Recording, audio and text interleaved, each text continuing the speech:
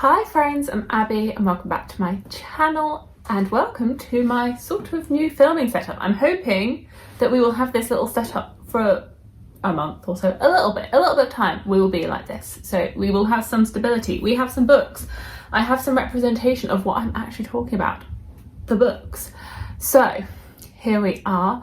I do have a video of me actually putting this together. Anyway, today I'm going to be talking about some of my anticipated releases for the months of January, February and March, so the next quarter. This is a series of videos I've been doing for quite a while now, so I do have a playlist where I talk about anticipated releases every quarter for the past couple of years, so if you want to hear about some of my anticipated releases for the past few years, then I will link that, but here are some new ones. And 2025 is looking like it's going to be a stacked year for releases. It is looking so good for the new releases.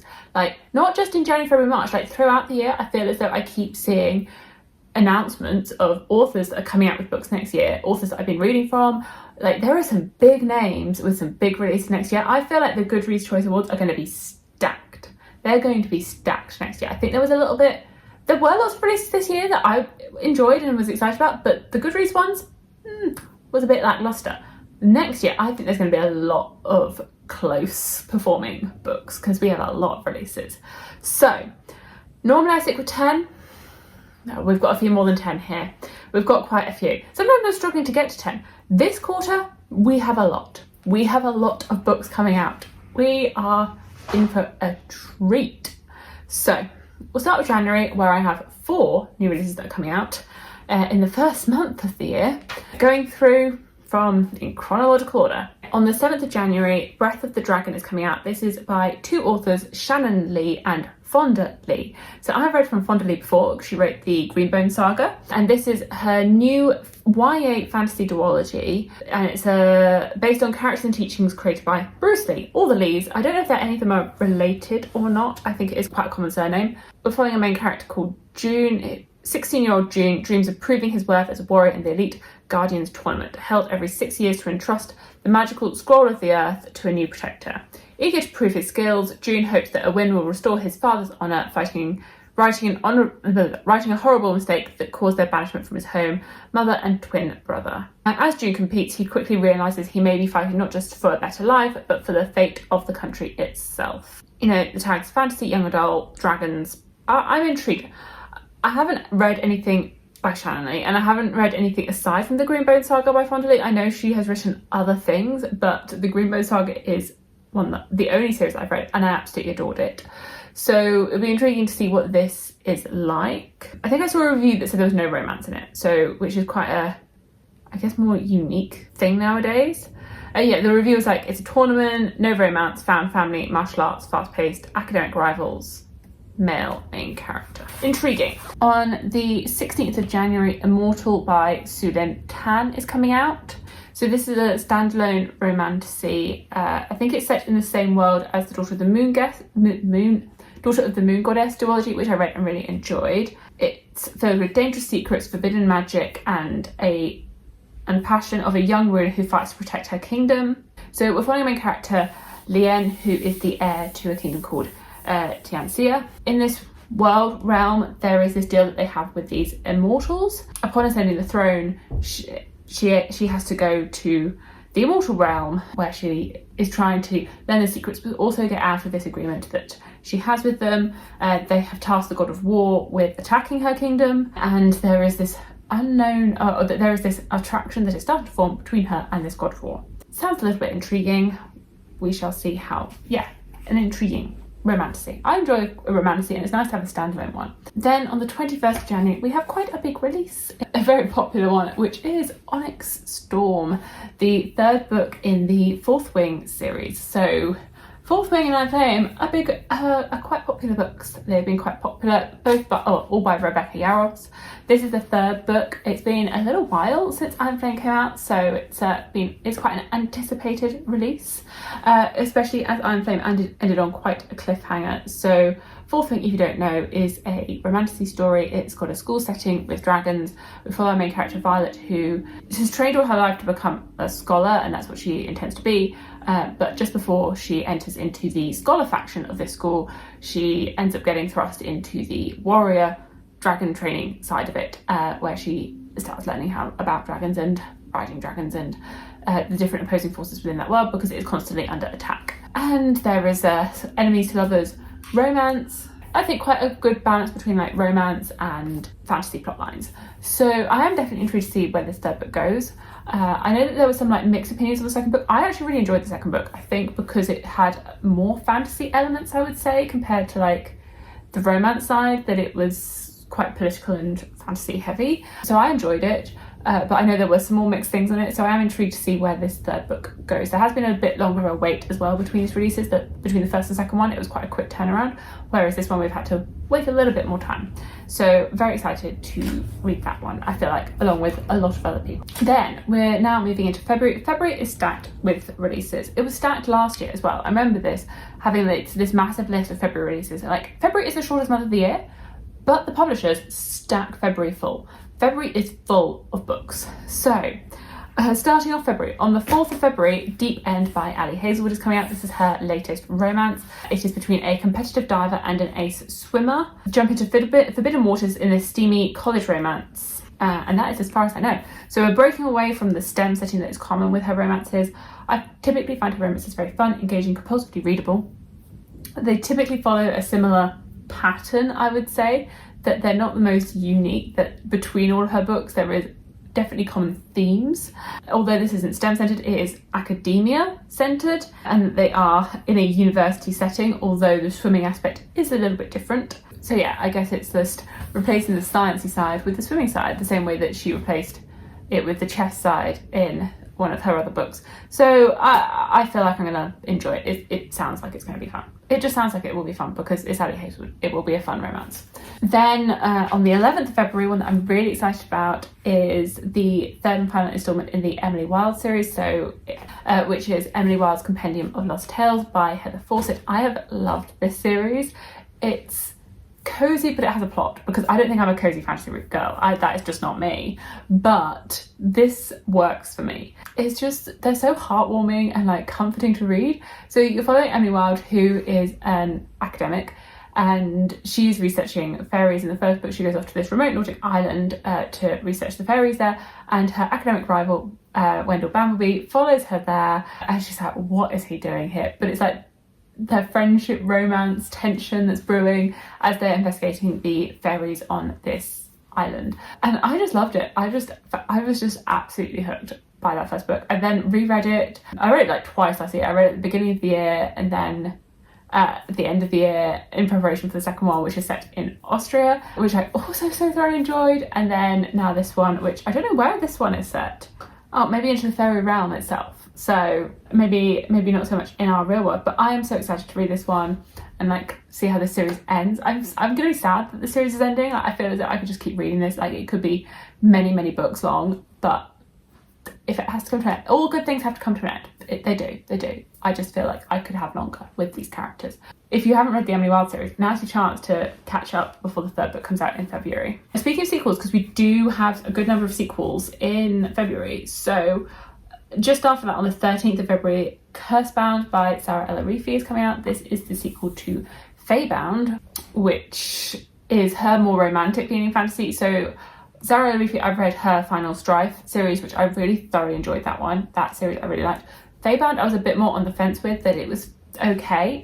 I think she's very strong at world building and not so strong on romance, and this is definitely romantic leaning, but it's a very interesting world. So we're following two sisters, and in this world it's very military focused and doing well in the military, and one of the sisters breaks one of the rules and is banished, is exiled. The younger sister follows her. The younger sister is trained in sort of scribing the future from the like animal bones, but they end up in this Fae world, and Fae are considered to be extinct. So they stumble across a people that should not, in theory, exist, and it is them, I guess, finding their lives there and what's the situation that's actually going on. So I'm intrigued to see where it goes, because I think her world building is really interesting, and see what happens now with those characters now in this world. Yeah, see how that all unfolds. Now we have another sequel. This one, the 5th book in the series. So I'm not quite at this one yet, but The Dark Mirror by Samantha Shannon is coming out on the 25th of February. So the 5th book in the Bone Season series. The Bone Season is a series that I want to start rereading and getting back into. So I read the first book back in 2014, 2015. So coming up to like 10 years ago. It probably must be about 10 years since I read that first book, which is very weird to think about. Really weird to think that that's been 10 years. Anyway, that one, it's following my character Paige, she has these magical powers and is clairvoyant, which is banned. It's set in our world, but in like 2050, and there is this, I can't even remember what's a spoiler and what's not a spoiler because of it being so long ago since I read it, that there are these peoples that I guess control clairvoyancy in this world, and she gets caught and gets sent to Oxford, which is where the prison is, and things go from there. Foggy memories. I do plan to reread it, and I was thinking of rereading it in December. We'll see if I get that. In all honesty, I have not read in December. It is the middle of the month, and the reading has not been happening this month at all. It's just been a very, very hectic and tiring, and I will get that. Anyway, the 5th book in that series is coming out. It's a 7-book series overall, but so it's taking a bit of time, but it's getting there. And with the new covers, I feel like it's time. Even though I've been waiting until like the series is going to be close to complete to do my reread, but I feel like it's time. I feel like it is time now. Also, on the 25th of February, The Amber Owl by Juliette Marillier is coming out. I'm not sure how I'm going to get a hold of this because I think it's been published by a small Australian publisher, and I was trying to find it on like Amazon or where I could order it in the UK. I don't know, but the cover looks beautiful. I'm hoping that by the time it gets to February, I will be able to find a way to get this book. I love Juliette Marillier. I actually do have quite a few of her backlist still to read because I've only read like 6-7 books by her. So I mean, I've read a fair chunk, but there's a lot more out there that I haven't read because I read the first 3 books in the Seven Waters series, which is the original trilogy, and I've also read the Dreamer's Pool trilogy. But this is a new one. Okay, we're back. We ran out of storage. Hopefully we have enough now to finish this video. So I was talking about The Amber Owl by Juliette Marillier. Typically it's an island fairy tale elements, woodsy settings, and typically quite strong female characters. In this one, following Stasia, who lives in an isolated farming village. She's sort of seen as a bit out there, doesn't fit in with the rest of the townspeople, but one day the peace in that village is shattered by these group of soldiers that want to get through and destroy the forest. They fear it's alive, got some evil in it, and Stasia ends up, I guess, like speaking out for the forest and contradicting them. Secrets abound, danger lies everywhere, and it's hard to tell friend from foe. So I just love Juliette Marillier. I find her books are slow, but I'm always hooked. I don't know what it is about them, but I know this is slow. I get it's slow, but I'm obsessed. So, and the cover of this one is it looks beautiful. And then finally on the 27th of February, The Rebel Witch by Kristen Ciccarelli is coming out.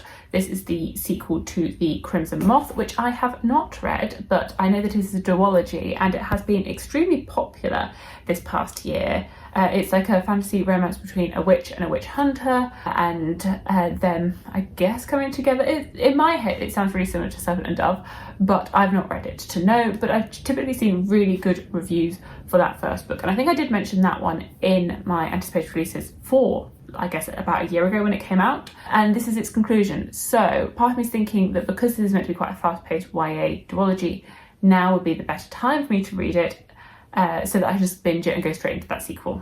Anyway, that is February. That is February done in its busy many releases month.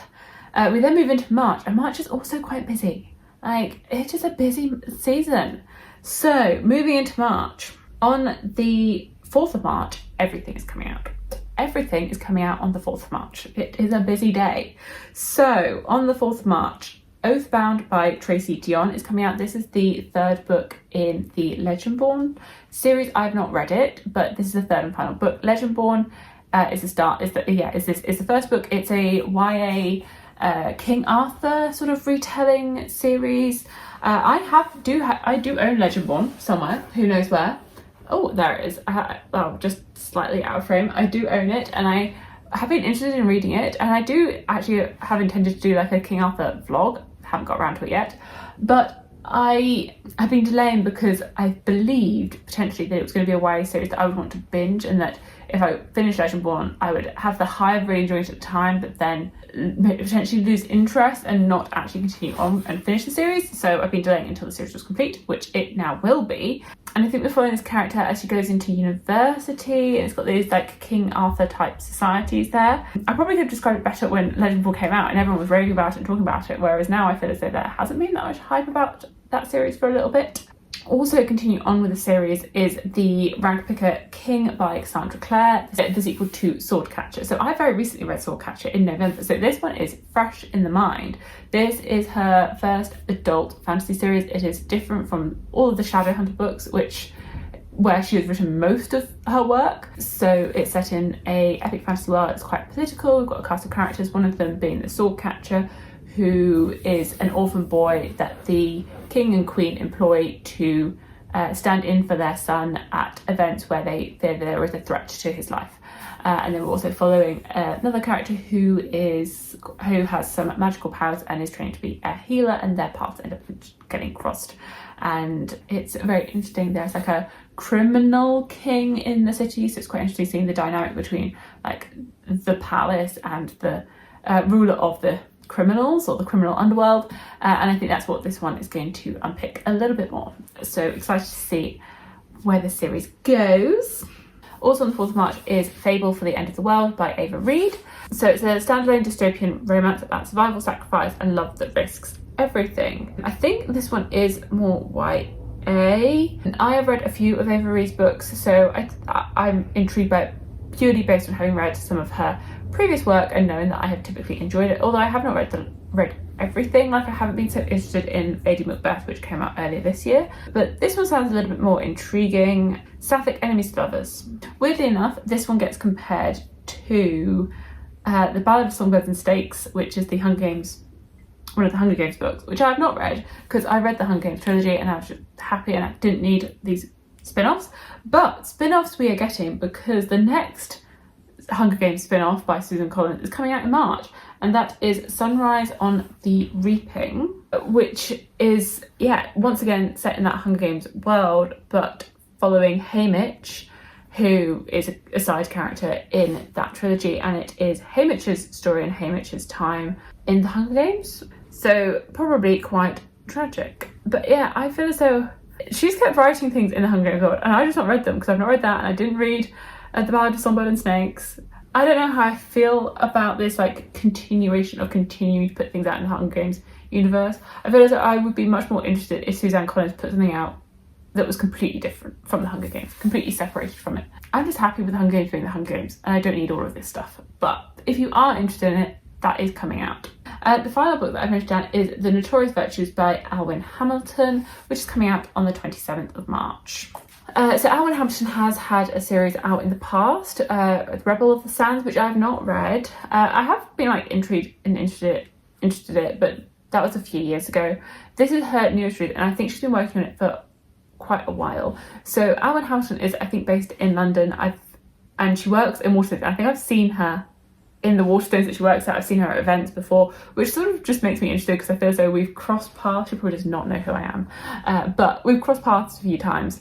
I don't know if it was at one of those times or if I saw it on her like Instagram. She was talking about her struggles with writing and that she'd written her trilogy, and now it's been multiple years where she'd been intending to get this book out. I don't know if it's this book or another book out, and that it got rewritten many times, and her struggles with it, and then COVID happening and trying to re-find that love of writing and rewriting things and rewriting it. A glamorous media darling, a surprise heiress, and the magical competition of a lifetime. I mean, I love a magical competition. Who doesn't love a magical competition? They're so engaging, they're so fast-paced, they're so like intense. It sounds like we're following both two main characters, Nora and Lottie, potentially. Nora is the daughter of the most powerful heiress in the empire. Her family controls all the money and all the magic in the country. But one day her mother is found dead in an alley, and suddenly there is a lot of competition to take over ownership of this and become the heir. But there is a surprise contestant, Lottie, who is the illegitimate daughter of Nora's aunt. So it is their competition. I think there might be other people at play trying to gain fortune in this, and there is a potential that Nora's mother's death was not an accident, it was murder. And it sounds like there is some potential like romantic interests that are going to be involved, and people that do not like that all of the power and the money is in one family. I'm excited to see that Alan Hamilton has got this coming out. So that is everything that I've written down. I feel like I must have missed some things because there have been so many releases that I've been like seeing getting announced, and I feel like I must have missed something here. I feel like I must have missed some releases. I know I have, like, there are so many that are coming out, I cannot keep track. I just cannot keep track. Let me know what you were most excited about for this next quarter, the releases that are coming out. I know there are so many coming out in the next few quarters, but obviously not mentioning them yet because they're for April, May, June, July, August, whatever. But there are so many coming out. Anyway, let me know what you're most excited about, if I've missed any that you were that you have on your radar. And thank you so much for watching, and I will see you in my future videos. Bye.